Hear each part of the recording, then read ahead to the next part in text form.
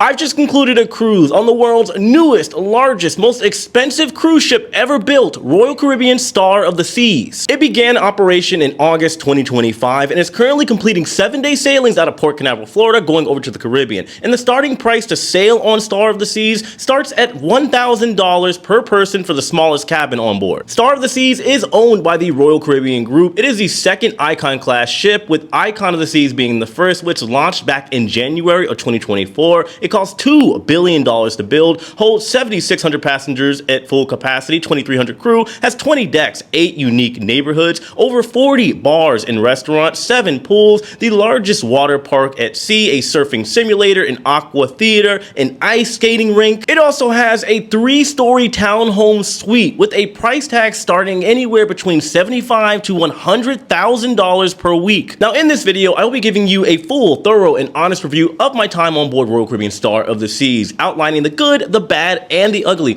as well as any grievances I may have, along with the potential future for not only this Icon class cruise ship. Keep in mind, there are technically 6 that are set to be built for Royal Caribbean, so it is important to take a look at any issues that may be arising or potentially arising now. So I would be taking 2 cruises on board the brand new Star of the Seas, both of which would be taking place before the ship was available to the general public. The first one was between the dates of August 6th through the 9th. The second was between the dates of August 13th through the 16th. This situation actually would work out really well in my favor, as I would get the best of both worlds. My first sailing was a direct invite by Royal Caribbean, in which there was only 600 passengers on board, so I had all the time in the world to check out the entire ship from top to bottom. The second sailing would roughly be about 80% occupied, so about 5,000 passengers, which would give a more realistic feel as to how the overall experience is going to be for the average person. That invite was courtesy of our travel agent sponsor here on the channel, Lux Rally. Make sure you check them out if you want the ultimate vacation experience, the link for which will be in the description box below. Trust me,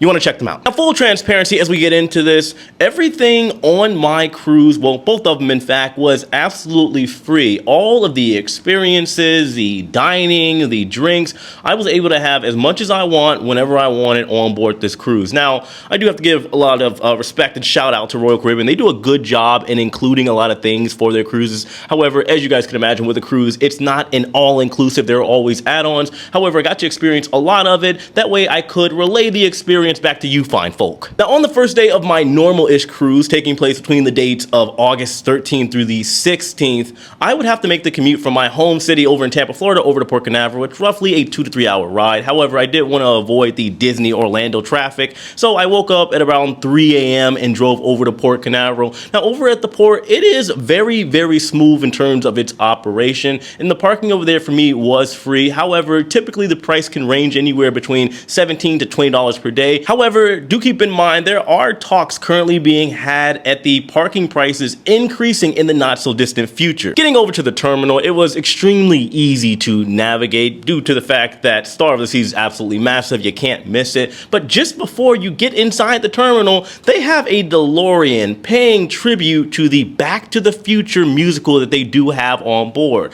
However, once I got inside, you can see that there is a smooth sailing taking place inside of that terminal. While Star of the Seas was not at full capacity for this sailing, I do believe around 5,000 passengers going on board is a true stress test for that specific terminal, and everything went off smoothly and without a hitch, and it only took me roughly 5 to 10 minutes, if that, to get on board Star of the Seas. Once I got on board the brand new Star of the Seas, even after sailing on Icon, I was shocked to see not only the size of the ship, but the first thing you'll notice is the Pearl. It's a 3-deck, 16-meter wide work of art with 3,000 kinetic tiles that move in crazy patterns. However, it's just kind of there to be looked at. Some people argue it is, yes, there for the structure, but it doesn't really serve a purpose or cool features, but it is something nice to look at nonetheless. Just think of it as an introduction, if you will, a nice welcome aboard. Now, as I worked my way to my cabin, the first thing I noticed was the destination elevators. Now, I have seen this often on MSC ships and other Royal Caribbean cruise ships. Some people like it, some people don't. However, the problem is that they have it alphabetized. You have to kind of be quick about it, because once you press that button, whether they give you elevator A or elevator K, you're going to be kind of looking around like a crazy person, and before you know it, the door is closed and you are now sitting there gone to the shadow realm waiting for the next elevator. So just keep that in mind. I will be staying on deck 14, cabin 14362, which just so happened to be an aft facing ocean view balcony. And all I gotta say is, wow, I have stayed in a lot of balconies, and well, while the room was extremely beautiful and functional, the bathroom definitely had a lot of space, and I'm not a big guy, but I can imagine somebody that is 6'2", 6'3", even 6'4", or maybe even taller would have no problem in this space. But the room looked nice, but what caught my eye was the balcony. Maybe it was just me, but it did seem just a little bit bigger than the average balcony, and the fact that it was facing backwards, I couldn't even imagine what the views were going to be like. I would imagine they wouldn't disappoint. I also had a nice view off to the side of the Surfside family area,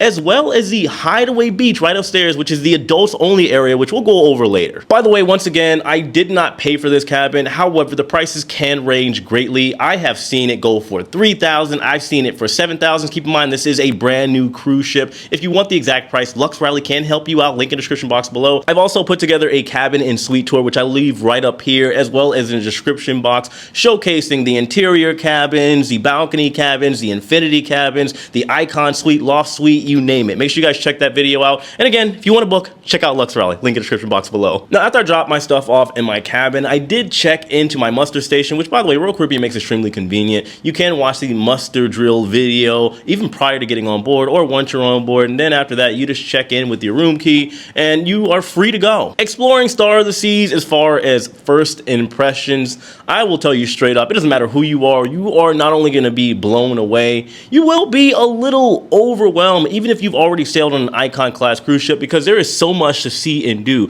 The Royal Promenade, you got your Starbucks, your Boleros, lots of shops, a ton of places to eat and drink, the comedy club, karaoke, you name it over in that area. You have the Aqua Theater, which we'll talk about the show as far as the entertainment category here in a bit, but even in the back, you have the very beautiful overlook, which is one of my favorite areas on board Icon class cruise ships, specifically the Star of the Seas, because if you've ever been on a celebrity cruise ship, it kind of reminds me of a Eden, except it's not Eden. It's like Royal Caribbean's version of Eden, which is a very cool looking, well-designed, artistic area that everybody wants to hang out at. You've got Chill Island, you got Thrill Island, the adults only area, Hideaway. There are so many areas on board this ship to explore, which could be potentially problematic or a good business idea that I will talk about later on, but man, it is a lot to take in. From the pools to all of the eateries, you will not be disappointed, you will not be bored, because there will be a million things to do on board Star of the Seas. Now, just so I don't waste your time here, let's talk about what is new on Star of the Seas versus Icon of the Seas. First up, we have the Aquadome Market. Now, this new addition was one of my favorites on board Star of the Seas. From lunchtime until late evening, you have multiple options to munch on.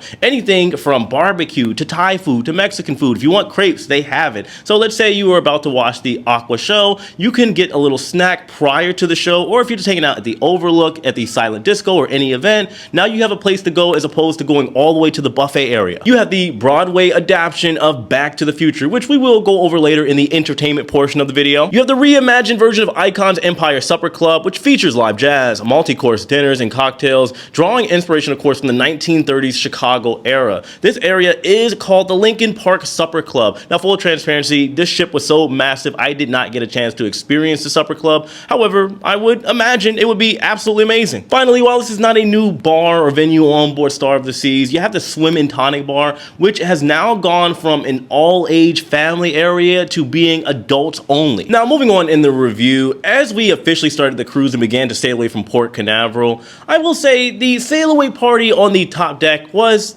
okay. I wouldn't give it a 10 out of 10, not by any means. I believe Carnival has a better sail away party. I believe that MSC has a better sail away party. Virgin has a better sail away party. However, you do have tons and tons of options from the Hideaway, the adults only area. If you want to go all the way to the front of the ship, to the back, to the top deck where they're playing music and having all types of fun and things going on, well, you got options. So I do believe that's cool, because not everybody wants to get too crazy during the sail away party. So for me, it was good. It wasn't amazing. Now let's go ahead and break this video down down into categories, I do want to start off with the food because, as you can imagine, with a ship that holds 7,600 passengers on board, has 20 decks, and well, you're talking about 40 restaurants and drinking options and venues. You are never ever going to be able to eat everything that is available on board Star of the Seas. You do have, of course, the buffet area, the Windjammer, which is large and in charge. You can literally eat there the entire cruise and be happy without going to a single other dining option, because whether you are somebody that eats everything, you're a vegan, you're a vegetarian, they have something that will work for you and you will find extremely enjoyable. You have Chops Grill, which is a steakhouse. You have a Local Fresh. You have Park Cafe, which, like I said, is amazing for breakfast for me personally. You have Sorrento's, the pizza option, which is open until roughly 3 a.m. or at least until the crowds die down from the evening festivities. You got Hook, the seafood option located in the Aquadome. You got the Aquadome Market, as I mentioned before. You have Azumi, which honestly for me is one of my favorites. It's the sushi restaurant on board, which I was able to dine at while there. The Surfside Eatery. You have the Coastal Kitchen for those that are in the junior suites and above. You have the Giovanni's Italian Kitchen, which I was also able to dine there as well. Italian food was absolutely amazing. Chef's kiss. You have Base Camp over at Thrill Island. The Cafe Promenade. Both of these areas have burgers, which are very unique and very delectable. You also have the Playmaker Sports Bar and Arcade, where of course you can get sports food. Now, as you can imagine, even though I spent 6 days on board Star of the Seas, I did not get the opportunity to try everything on board because it's literally impossible. Just know that the food there, honestly, I have no complaints. They are absolutely amazing, seasoned well, and yeah, if you're going Star of the Seas, you are going to be very well fed. Sailing into my favorite category, the entertainment. Look, I don't care what anybody says. As somebody that sails with most cruise lines out there, at least in the mainstream, I have no shame in saying that Royal Caribbean has the best entertainment hands down, and on Star of the Seas it was absolutely no exception. You have Torque, which is the brand new Aqua Theater show in the Aquadome, and I do have to admit, as somebody that has not only worked on cruise ships as an entertainer, I've worked at theme parks, I've worked for touring companies as well, I can be a little tough when it comes to the entertainment category because naturally once you get the eye to look at things from a different perspective, you can't really take it away. But Torque absolutely blew me away, and I was a tough crowd, if you will, because for me, my favorite show on any cruise ship is on Wonder of the Seas. I absolutely love Intense. That show there, which is kind of like, I'm going to say a Matrix Interstellar theme going on, still my favorite. But Torque, man, there is so much going on. I want to say it's probably the best blend of action to dancing to the ups and downs that I have seen in a good while. Once again, not better than Intense in my personal opinion. However, it is a different feel. The theater, the Aqua Theater on board Wonder of the Seas is in the back of the ship, whereas you have the new Aquadome,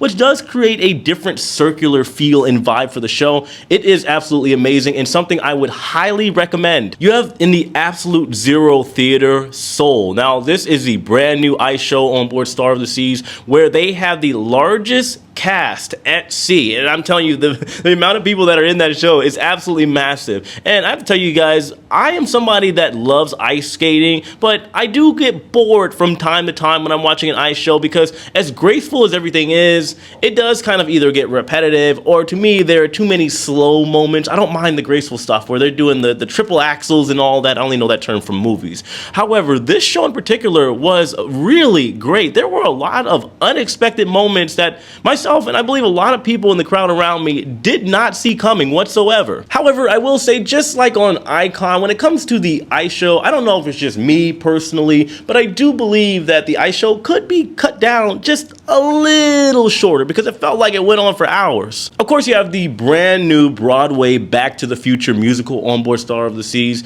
Now, this is the part where I disappoint you because unfortunately, while on board, I was not allowed to record the show, and usually, I'm not gonna lie to you guys, I'd just say, you know what, rules are meant to be broken, and I'd sneak a couple clips here and there. But for this cruise, I decided to be respectful. I didn't want to get kicked out, but I will tell you that if you go on Star of the Seas, you will not be disappointed with Back to the Future. Marty McFly and Biff, they're all in there, and it was a great show. This is something that was not only nostalgic to me, but the show was put together so well. Highly recommended. Of course, as you can imagine, you've also got during the day your tropical bands around the ship and your bands in the Royal Promenade during the evening hours.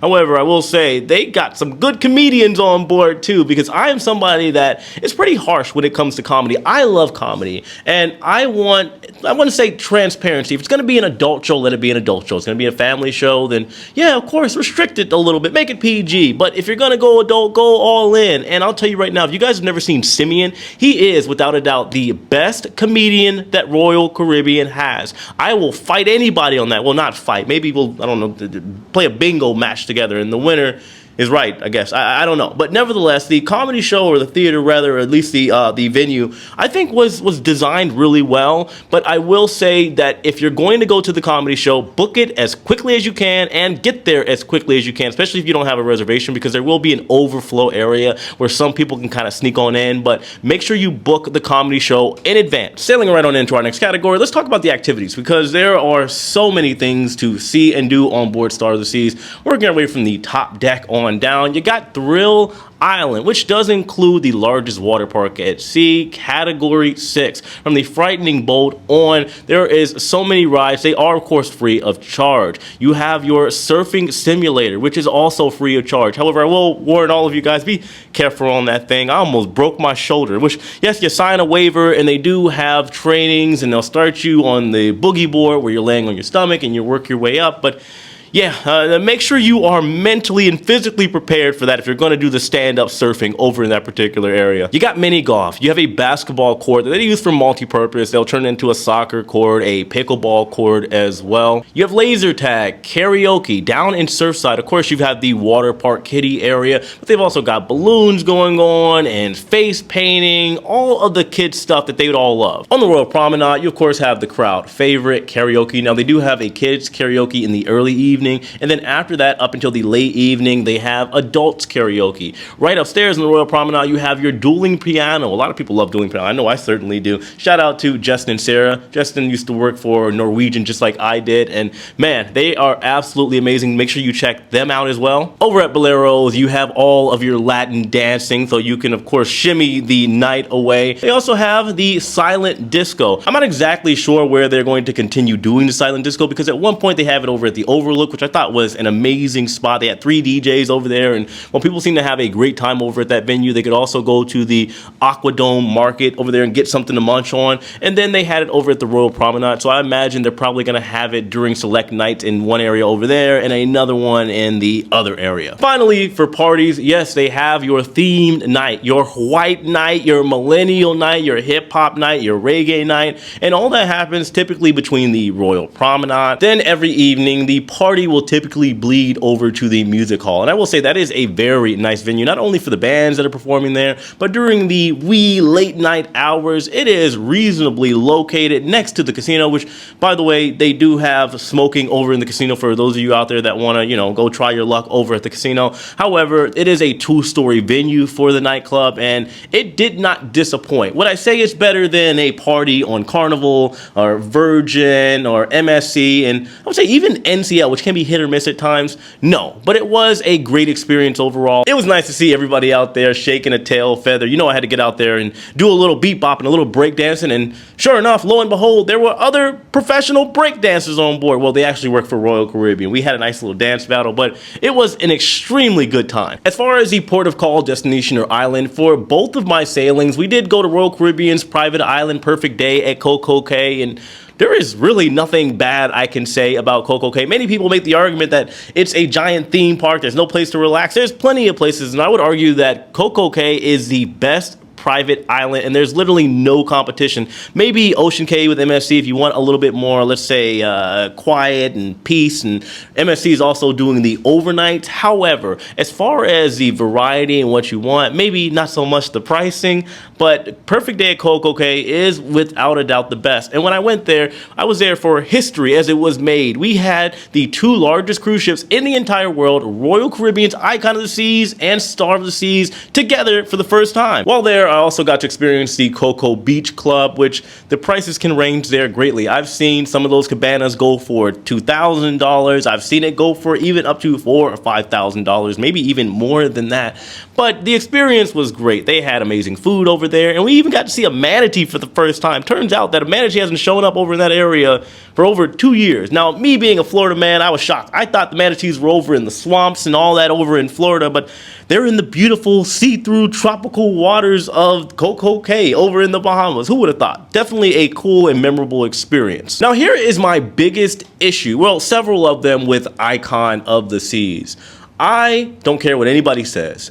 That ship is too big. When I talked about Icon of the Seas last year in my honest review, I did mention that yes, this can be a con, but it can also be a pro in terms of business and how Royal Caribbean could be revolutionizing the entire cruise ship industry. Why? Because I call it the theme park concept. If you look at Icon of the Seas, yes, it's essentially, at least as far as the back of the ship, a giant theme park. And when you have, let's say, your theme parks like Universal, Disney, all of them, SeaWorld, I used to work at a lot of them, you have these people that eventually create like a revolving door, to the point to where, yeah, there's going to be your loyalists, your loyal to royals, if you will. But since the ship is so big, a week is not enough time to do everything on board. And since there is so many things to do on board, there is the potential for people to treat it like a revolving door and keep coming back for more without a second thought. However, though, that could backfire. Keep in mind that there is an intention to build 6 of these massive cruise ships, all holding 10,000 passengers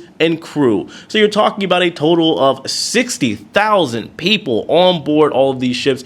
I'm not going to get into the finances of everything, or let's say what the threshold is for them to make a profit, their margins and all that, but what's going to happen down the road when there's 6 of these cruise ships, not to mention all of the other competition? You got Carnival building mega ships. You got MSC coming into the fold very aggressively in the United States and all over the world with unlimited amount of mafia money. When you look at maintenance and upkeep, and the pricing to sail on board the ship as it gets older is, I would imagine, bound to start to diminish and lower little by little. How sustainable is this going to be for Royal Caribbean? They do also have talks of their Discovery class cruise ships, which is a smaller class of cruise ships, to be coming out in the not so distant future. Well, at least announcements and the idea of it all, but I guess we'll have to see how all of it plays out. Now, as we begin to close this video out, I do have some honorable mentions for this video. First of all, if you guys get a chance, make sure you get a back or aft facing balcony. It will literally change your entire cruise and your life. It was probably the best room that I've ever had in terms of location.